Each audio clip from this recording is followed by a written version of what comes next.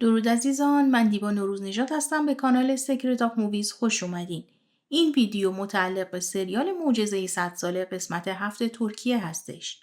لطفاً برای مطلع شدن از ویدیوهای جدید کانال رو سابسکرایب و زنگوله رو هم روشن کنین.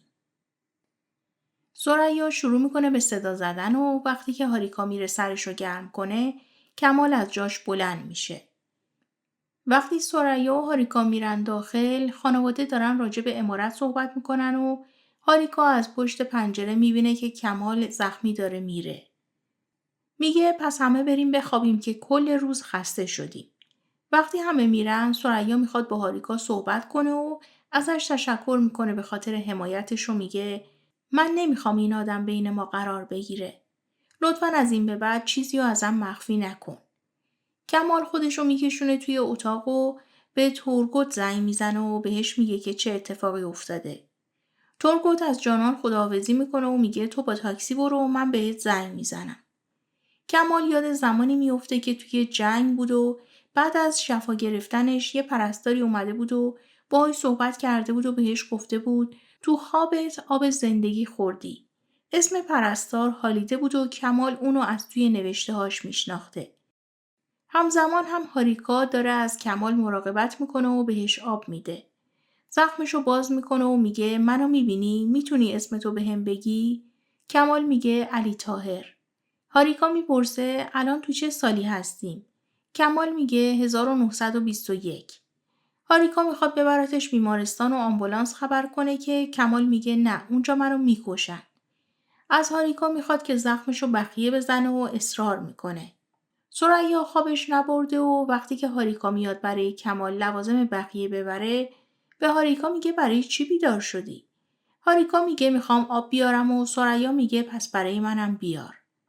هاریکا از توی اتاق زرن لوازم بقیه رو بر میداره و برای ثریا هم آب میبره و یواشکی دوباره میره به سمت کمال. کمال هاریکا و هالیده رو با هم توی یک روح میبینه.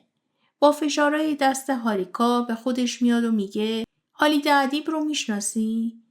آدمایی که باهاشون آشنا میشد رو مینوشت. 100 سال گذشته ولی هنوزم داستانش زنده است. تو مجبوری این رمان رو بنویسی. زرن بیدار میشه و میبینه که در جعبه های کمک های اولیه بازه و وسایلش نیستن. میاد بیرون و از پنجره اتاق کمال نگاه میکنه و هاریکا رو میبینه و صداش میزنه. هاریکا زرن رو میکشه تو، ثریا هم صداشون رو میشنوه ولی وقتی پنجره رو نگاه میکنه کسی رو نمیبینه. زرن میخواد زنگ بزنه به آمبولانس و هاریکا بهش التماس میکنه و مجبورش میکنه که زخم کمال رو بخیه بزنه. تورگوت داره به سمت عمارت میره. جانان به افرادش زنگ میزنه و میگه این چه غلطیه که میکنین؟ میرین عمارت و چاقو کشی میکنین. اونا هم میگن کار ما نبوده. جم نصف شب میاد خونه و مادرش میگه تو کجا بودی؟ بابات خیلی ازت عصبانیه. گیر داده که اون عمارت رو ازشون میگیری. جم میره توی دستشویی و دستای خونیش رو میشوره. زرن به هاریکا میگه سعی کن تا صبح بیدار بمونه. هاریکا از کمال میپرسه چرا نمیری بیمارستان؟ کمال یاد اتفاقی که سال 1954 براش افتاده میفته که توی بیمارستان بستریش کرده بودن و نمیذاشتن بره خونه و بچه‌هاش رو هم به زور اونجا نگه داشته بودن. یکی از همجبهه‌ایاش به دیدنش میاد و کمال میگه خلیل تو خائنی، من تو رو میکشم. خلیل میگه من خائنم یا تو؟ تو فقط خواستی که این مزیت رو برای خودت نگه داری. بچه‌هات هم اینجا هستن.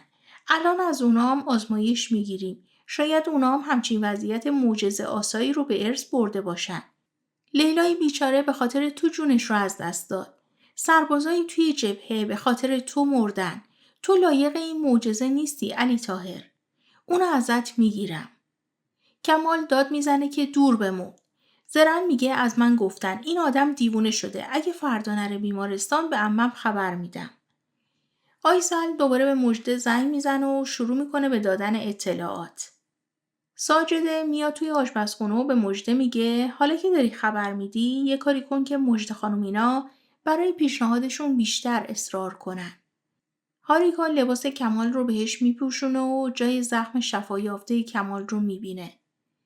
کمال به هاریکا اصرار میکنه که تو باید رمان رو بنویسی و هاریکا هم اصرار داره که فردا صبح باید بری بیمارستان. بعدم از کمال میپرسه تو گفتی که زن مهمت افسردگی گرفت و خودکشی کرد؟ بچه‌هاش چی شدن؟ کمال یادش میاد که زمانی که پرستار اومده بوده بهش آمپول بزنه از جاش بلند میشه و آمپول رو فرو میکنه توی گردن پرستار و لباس پرستار رو میپوشه و میره بچه‌هاش رو از توی اتاقی که زندانیشون کرده بودن نجات میده و میبره خونه. کمال میگه مهمت بعد از اون روز نتونست بره پیش پلیس و بیمارستان. نمیتونست به کسی اعتماد کنه. یادش میاد که بچه‌هاش مریض شدن و دکتر گفته بود که اینا خیلی ضعیف شدن. کاری از دستمون بر نمیاد. دختر علی طاهر گفته بود بابا ما داریم میریم پیش مامانمون و میمیره. علی طاهر هم بچه‌هاش و زنش رو از دست میده و توی امارت خاک میکنه و میگه با 2 روز فاصله دوتاشون رو از دست داده. هاریکا میگه من نمیفهمم این داستانا کدومش متعلق به توئه کدومش متعلق به پدرته. چرا اینا رو اصلا به من میگی؟ کمال میگه مهم نیست که کدومش واقعیت کدومش تخیله. مهم اینه که تو اینا رو مینویسی. امروز روزیه که مردم امیدشون رو از دست دادن. تو میتونی به اونا یه چیزایی رو یادآوری کنی. صبح که میشه هاریکا کمال رو میخوابونه و از در پایین میره. ثریا از پشت پنجره هاریکا رو میبینه. تورگوت میره دم در عمارت که کمال بهش زنگ میزنه و میگه حالم خوبه. ثریا میره توی اتاق هاریکا و میبینه که داره دوباره داستانش رو مینویسه. بهش میگه دیدم که از اتاق کمال اومدی بیرون. هاریکا میگه رفته بودم راجع به داستان یه چیزایی رو بپرسم. نوشتن رمان رو ادامه میدم. به خاطر رمان که میتونم باهاش حرف بزنم. ثریا میگه البته حالا که منم بخشی از داستانم اشرفم هست کنجکاو شدم که رمانو بخونم. سرای و میرای سر این که میرای انقدر بی‌تفاوت نسبت به مرگ پدرشون با همدیگه دعواشون میشه و آیسل میاد میگه من پشیمون شدم از اینکه داستانو بهتون گفتم. صداتون توی عمارت پیچیده. مگه نگفتم من حلش میکنم. تایفون میخواد یه سالن ورزشی باز کنه. منم باهاش شریک شدم. زرن دوباره میاد به هاریکا هشدار میده که اگر این یارو از اینجا نره من همه چیز رو به عمم میگم. سر صبحونه ثریا میگه دخترا یه بشقاب دیگه بذارین آقا کمال رو هم صدا کنین. میرای میره کمال رو صدا کنه که هاریکا بهش میگه تو نرو. برو تو من خودم صداش میکنم. وقتی میره تو اتاق کمال میبینه که سرپا شده. جریان دعوت ثریا رو بهش میگه و کمال هم میاد سر صبحونه. ثریا میگه برای اینکه تصمیمم رو به شما بگم دعوتتون کردم. سهم خودم رو به شما نمیفروشم. سهم شما رو هم نمیتونیم بخریم. فقط یه گزینه مونده. باید توافق کنیم. شما باید از اینجا بری آقا کمال. هاریکا متوجه خونریزی کمال میشه و دستمال سفره رو بهش میده و میگه چای و اینا نریزه. کمال میگه باشه حالا که از عمارت نمیرین و بودجه هم ندارین که سهم منو بخرین منم توی خونه سرایداری میمونم. مگه جناب نیکوس اینجا نمیمونه؟ آیسل میگه شما خودتون رو با اون یکی میکنی؟ کمال میگه من اینجا باشم بهتره. امنیت بیشتری خواهیم داشت. ثریا میگه یعنی چی؟ مگه عمارت ما مشکلی داره؟ مادر بزرگ میاد و میگه عجب چیزی میبینم. مهمان افتخاری سر میز خانم ها. داماد چه محترمی. باباشم همینطور بود. خیلی محترم بود. میدونی که ازت خوشم اومده. بابات رو هم خیلی دوست دارم. زرن هاریکا رو به هوای چایی میکشونه آشپزخونه و میگه این چقدر زود سرپا شده. یه روز وقت میدم. اگر اون آدم نره همه چیز رو به عمم میگم. مادر بزرگ میگه داماد چه خوب شد که نرفتی. نیکوس هم اومده. دیگه این عمارت به روزهای زیبای گذشتهش میرسه. کمال جریان سیستمای امنیتی رو عنوان میکنه و ثریا مخالفه. کمال میخواد بره که میرای بهش میگه میشه با من تاریخ کار کنین چون که شما تاریختون خیلی خوبه. ثریا میگه آقا کمال شما اینجا موندگار نیستین زیادی راحت نباشین. دخترها توی حیاط با یه پسر خوشتیپ روبرو میشن بعد متوجه میشن که نوه نیکوسه. تورگو دوربینا رو چک میکنه و متوجه میشه که اون وقت شب جم اومده بوده جلوی عمارت. جم چاقو و کلاه و دستکشش رو اطراف خونه چال میکنه. آیسل توی فروشگاه به مژده میگه پس من و دخترها با همدیگه بریم توی رزیدانس بمونیم. مژده میگه اگر تو اونجا بری من چطوری از اتفاقات توی عمارت با خبر بشم؟ تو باید اونجا باشی. جم میاد به عمارت و ثریا بهش میگه کمال یه مدت دیگه اینجا میمونه و منم قصد ندارم که سهممو بفروشم و از اینجا برم. جم میره توی اتاق کمال و میخواد نگاه کنه که کمال از پشت میاد میکشتش کنار و بهش میگه فوراً پیشنهادت رو پس میگیری و عمارت رو هم ول میکنی. من دیشب دیدم تو رو. اگر چاقو رو بیشتر فرو کرده بودی من الان مرده بودم. هاریکا میبینتشون و میاد جلو. کمال به هاریکا میگه بهش بگو که خوبی. اینم زود زود نیاد به عمارت. هاریکا میگه ما خوبیم نگران نباش. جم میگه اگر چیزی نیاز داشتین به هم زنگ بزنی. هاریکا به کمال میگه من دارم میرم سر کار و امروز روز اول وکالتمه. چون که دیدم تو از اینجا نرفتی گفتم پس توافقمون به هم خورده و منم رمانمو ننویسم. لطفاً ویدیو رو لایک و تبلیغات رو کامل نگاه کنین. ثریا و میرای و سرای و ساجده دارن خونه رو تمیز میکنن و ثریا به دخترها میگه برای خونه جدید آقا کمال برین گل جمع کنین. بیشتر لوندر باشه. بعدم یاد زمانی میفته که اشرف توی باغچه در حال کاشتن گل بود و از بوی گل لوندر سرفش گرفته بود. دخترها موقع گل چیدن چشمشون میفته به نوه نیکوس و میرن شروع میکنن باهاش به حرف زدن و کمال میاد میگه اینجوری که نباید هیزوما رو بشکنی. شروع میکنه به هیزم شکستن. ثریا از پشت پنجره میبینه و یاد هیزم شکستن اشرف میفته. زخم کمال شروع میکنه به خونریزی و کمال میره. آدم جم یه سری مدارک از کمال براش میاره. آیسل با تایفون توی رستوران تورگوت قرار گذاشتن. اونجا آیسل متوجه میشه که تایفون سالن ورزشی رو باز نکرده و پولارم خرج کرده و به آیسل میگه پول بیشتری لازم دارم و باید یکم صبر کنی. قبول نمیکنه که پول آیسل رو پس بده و تورگوت هم از رستوران بیرونش میکنه و بهش میگه نمیدونم با این زن چی کار داری اما وقتی بفهمم میام خفت میکنم. بعدم میره داخل و شروع میکنه به دلداری دادن آیسل و آیسل هم همه جریان رو براش تعریف میکنه و گریه میکنه.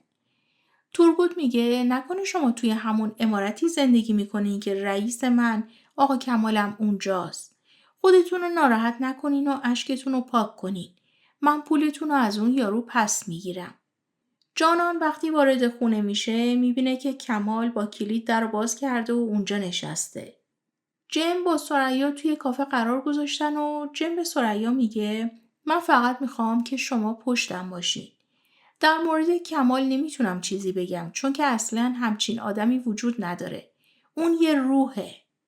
کمال به جانان میگه من دوست داشتم باهات آشنا بشم.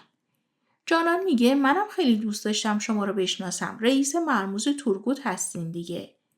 کمال به جانان میگه سوالمو واضح میپرسم. برای چی دنبال من بودی؟ برای کی کار میکنی؟ البته اگر اسم اصلی جانان باشه. جم میگه اسم پدرش اشرف آنادولا هست. اما فامیلی مادرش رو گرفته. سماکایا. سال 1987 توی استانبول به دنیا اومده. ثریا میگه نه نمیشه چون اون سال اشرف مرد. قبل از مرگش هم زندان بوده. جم میگه شاید اصلاً اون پسر آقا اشرف نباشه چون هیچ عکسی وجود نداره، هیچ مدرکی نیست. فقط تو سال 2500 یه شرکت تأسیس کرده. ثریا میگه نه نمیشه چون که اون خیلی شبیه پدرشه. جم میگه اگر شما بخواین میتونیم نبش قبر کنیم. جانان به کمال میگه من از حرفاتون هیچی نمیفهمم و نمیدونم که شما چی میخواین. وقتی که میره آب بخوره کمال یه میکروفون میذاره لبه کیف جانان. بعدم میره بهش میگه برای هر کسی که کار میکنی میخوام به اونا بگین که از عمارت دور بمونن و امانتی که از من دزدیدن و 2 روزه برگردونن. ثریا میره داخل اتاق هاریکا و فایلی که نوشته شده رو باز میکنه. توش نوشته شده بوده زمانی که اشرف میخواسته همه چیز رو برای زنش تعریف کنه زنش به حرفش گوش نداده بوده و بعدش هم دزدیده شده بوده. هاریکا تورگوت و آیسل و دم در میبینه و میاد توی اتاق کمال و کمال بهش میگه یه کسایی هستن که میخوان عمارت رو ازتون بگیرن. من اینجا هستم که مانع اونا بشم. هاریکا با کمال بحثش میشه و وقتی که میخواد بره بیرون میبینه که کمال داره خونریزی میکنه و میره سراغ زرن. وقتی زرن داره بخیه رو ترمیم میکنه ثریا از پنجره میبینتشون و میاد داخل و میگه اینجا چه خبره؟ زرن میگه دیشب توی حیاط آقا کمال رو با چاقو زدن ولی هاریکا نمیخواست که شما اینو بفهمی. ثریا به کمال میگه من نمیدونم شما توی چه کثافتی هستین اما نمیتونین دخترای منو بکشین کنارتون. میخواد به پلیس زنگ بزنه که هاریکا توی حیاط بهش میگه من بهش چاقو زدم. توی تاریکی ندیدم کیه.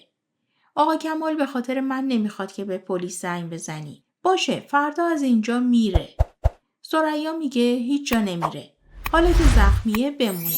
هر نیازی داره رفت کنین بعدش هم من رسیدگی میکنم. زرن عصبانی میشه از کار عمش و وقتی داره از عمارت میره به عمش میگه شیفت شب دارم. هاریکا برای کمال یکم شیر میبره و کمکش میکنه که بخوره. کمال ازش تشکر میکنه و میگه امشب رو فراموش نکن چون که من و تو ما شدیم. جیم به یک کلوبی رفته تا یکم مشروب بخوره و میبینه زرن مشغول خوانندگیه. کمال شروع میکنه از طرف اشرف برای ثریا نامه مینویسه. بعدم از بوی گل لوندر سرفش میگیره و گلو از پنجره میندازه بیرون. تورگوت میاد خونه و میبینه که جانان نیست و بهش زنگ میزنه. جانان سوار یه ماشین میشه. زرن توی فاصله بین اجرا میاد سر میز جم و بهش میگه به کسی نگو که من اینجا میخونم حتی هاریکا چون که اونا اون وقت فکر میکنن که من میخوام دکتری و ول کنم. تو اشتباه کردی که به هاریکا اعتماد کردی. دقیقاً مثل من. اونم مثل مامانم رفته دنبال کمال و چشمش کسی رو ندید. ولی یه روز پشیمون میشه از اینکه تو رو ول کرده.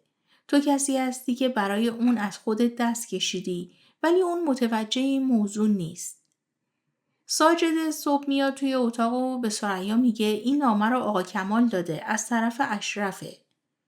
ثریا توی اتاقش پاکت رو باز میکنه و یه عکس قدیمی از خودش رو یه نامه میبینه.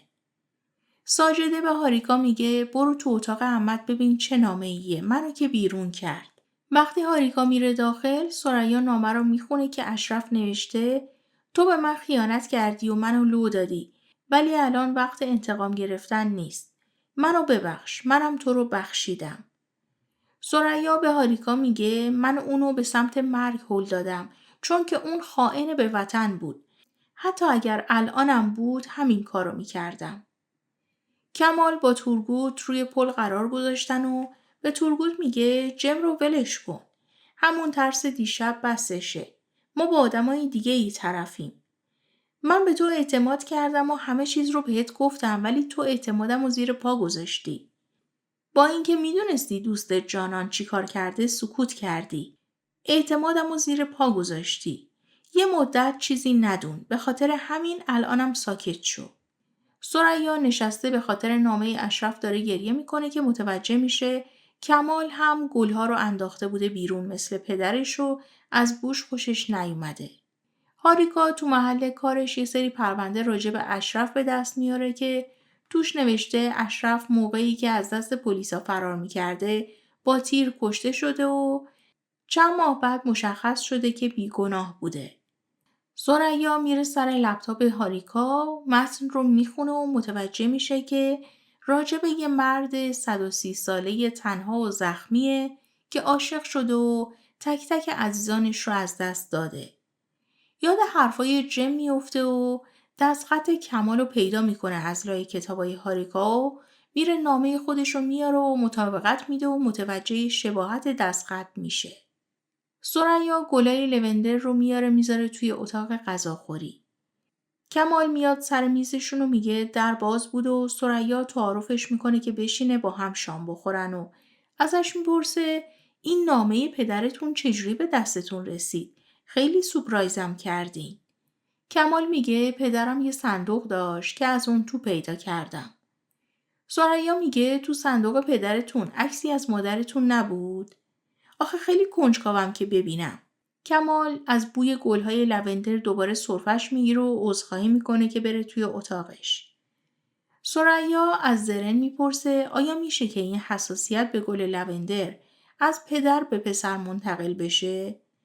زرن میگه ممکنه ولی 100% نیستش. ثریا میره توی اتاقش و هاریکا هم به دنبالش میره و میگه وقتشه که همه چیز رو شفاف کنیم. تو کمال رو به این خونه راه دادی که باهاش دعوا کنی و دنیا رو براش جهنم کنی. تو میخوای از اون انتقام بگیری. حتی من امروز یه تحقیقی کردم. اشرف بیگناه بوده و بعد از مرگم تبرئه شده. تو اشتباه میکردی. الانم برای این که با گذشته روبرو نشی به کمال حمله میکنی. ثریا میگه که اینطور. عکس اشرف از توی صندوق میاره بیرون و به هاریکا میگه این اشرف یا کمال. اگر به هم نگی که دیوونه شدم بهت میگم که اون اصلاً کمال نیست. اشرفه. صداش، لبخندش، حرف زدنش. اگر لباسشو باز کنم شاید اون زخمی که توی سینش هست رو هم ببینم. تا این حد. تورگوت به کمال زنگ میزنه و میگه من فهمیدم که ثریا خانوم برای مادر هاریکا و زرن به خارج پول میفرستاده. هاریکا وارد اتاق کمال میشه و پیراهن کمال رو باز میکنه و جای زخمو میبینه. ازش میپرسه این زخم چجوری ایجاد شده و مال کیه؟ دوستان عزیزم اگر از این ویدیو خوشتون اومد لطفاً ویدیو رو لایک و برای دوستانتونم بفرستین و نظراتتون رو هم کامنت کنین. ممنون که تا آخر ویدیو همراه هم بودین. خدا نگهدارتون.